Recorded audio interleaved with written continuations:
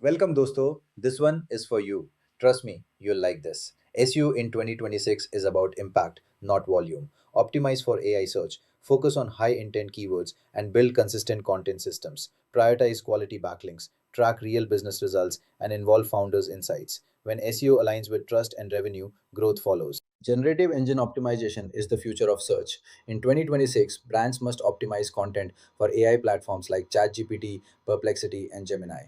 Clear definitions, strong frameworks, and original insights help AI reference your brand, build authority, and drive qualified visibility beyond traditional search results. High intent keywords should always come first. Focus on search terms used by buyers, not casual browsers. Build strong content clusters around revenue driving keywords and use medium or low intent content only to support them. This approach turns search traffic into real leads and sales. SEO works best when treated as a system, not a one time effort. Plan content 90 days ahead, publish consistently, refresh what exists, and optimize regularly. SEO success comes from rhythm and discipline. Over time, consistency outperforms creativity and delivers sustainable growth. Like, comment, share, and subscribe to stay updated with more useful content.